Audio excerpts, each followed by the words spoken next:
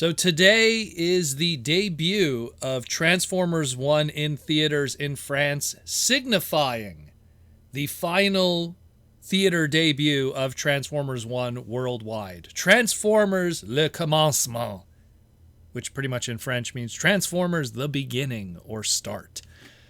Debuts in theaters today, and hopefully that'll add a couple of bucks to the final tally, but in a melancholy way today, we are also announcing something that debuted yesterday for the West. And it's that of October 22nd debuting Transformers 1 on digital platforms.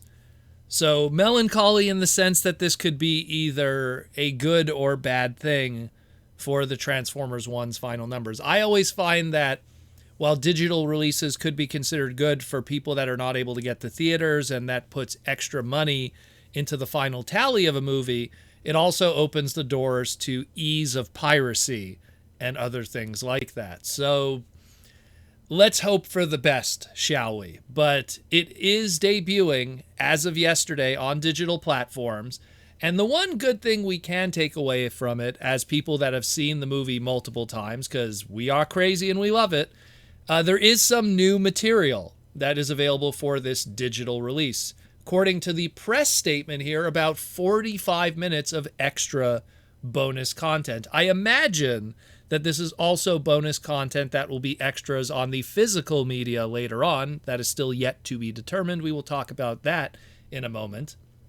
But there is going to be a bunch of bonus material for this digital release.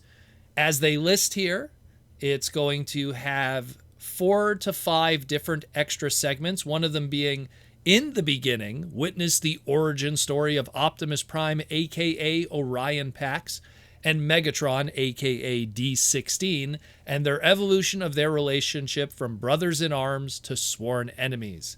Filmmakers discuss the vision for the film and how it was brought to life. So I imagine Josh Cooley, the director of this movie, is going to be all over this stuff and talking about, his vision, his choices, and how we got to this point, and retelling that origin story of those two characters, because it's been done many times in the past. There's been different interpretations, and this is now that interpretation. So we will see how that is tackled. The next extra is the world building of Cybertron. Here, director Josh Cooley, production design team, and the visual effects team about rendering the colorful world of Cybertron in every way that fans have never seen before. This one could be cool because, we got a very unique look at Iacon and its environment, the mines, the surface of Cybertron, and we could kind of get their take on how they envisioned those different environments, those set pieces, and how they went about it, and maybe based on what has existed in the past of different media that have existed of Transformers, and how they interpreted it for this giant this giant Hollywood action movie screening. Then we have a one here, Together as One, meet the A-list voice cast for Transformers 1. Chris Hemsworth, Optimus Prime, Brian Tree Henry, Megatron, Scarlett Johansson, Alita 1, and more. And more. Doing dirty there to Keegan-Michael Key, A-Tron. What are you doing? How could you put him as the and more when he's Bumblebee and he's on your poster? Either way, he's probably going to be there too. I don't know if this is going to be brand new material or stuff that they've already done, because, probably brand new material, because Chris Hemsworth, Brian, and Keegan, Optimus, Megatron, and Bumblebee, they did quite a few media circuits, doing a lot of skits, doing a lot of stuff for different platforms, promoting this movie and talking about it. There wasn't a lot of Scarlett Johansson. To my knowledge, she really only did 1 or 2 things. I think she was busy working on other projects. So it will be nice to see her at least talk about the movie in a deeper form and their connections with those characters. I imagine Keegan's going to be there too. And that'll just be cool. I mean, it's good to see that at least some of the people involved with this film were fans, and they did the research and they looked into it. And I always respect that, where some actors just kind of go into a movie and they don't care about what they're doing. So very cool. I hope there's some unique stuff and fresh things we could take from it. Here's one that I'm very excited about. The Iacon 5000 segment. Behold the most epic Transformers race ever, as competitors vie for the ultimate prize. Go behind the scenes with the filmmakers as they break down this breathtaking action sequence. And breathtaking it was.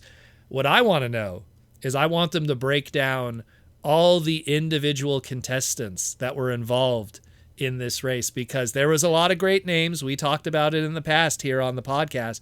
My boy Hot Rod was part of that list.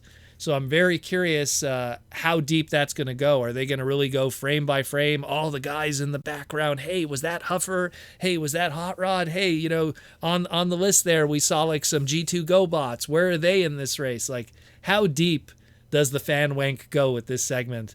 But I just want to know everything about it, because you know me, I love Cybertronian racing and their culture and all the different ways it was interpreted throughout Transformers history, be it the Blur One Spotlight book with Casey Collar through IDW, or just all those great racing sequences from Speedia and the Transformers Galaxy Force, aka Cybertron scenes. I'm very curious how they tackle this one. That'll be very cool. And the last one we have here, the Battle for Cybertron. Cast and filmmakers take you through the film's epic climactic battle as Optimus Prime and Megatron battle for the fate of Cybertron.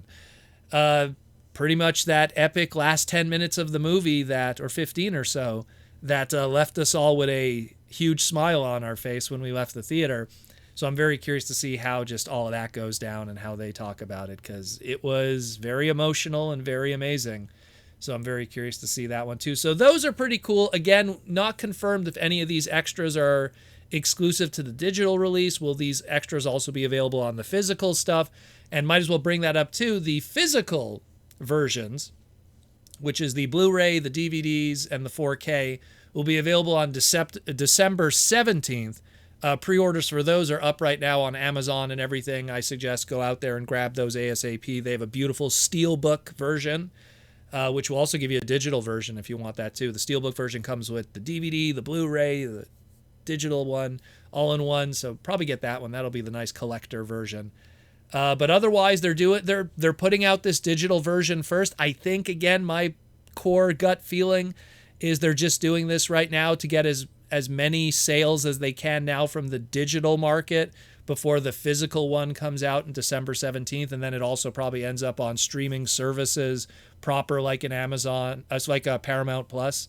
So it's a way for them to track some sales, get a few little extra ones from people that can't go to theaters, and just give a little money more to the movie that we love so dear. So this digital release, according to Forbes, is going to be, you could rent it in UHD for $19.99 USD, or you could buy the movie, air quotes, buy the movie for UHD digital for $24.99 across different platforms, Amazon Prime Video, Apple TV, and more.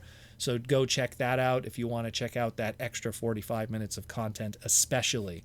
Very, very cool. Let me know what you think about all of this. I'm still going to try to maybe squeeze in one more viewing of this movie in theater somehow. I know one of my more dollar dirt cinemas will probably have it for quite a few more months.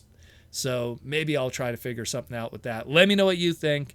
And once again, thank you for listening to the Transformer Slag podcast. And as always, I'll talk to you in the near future.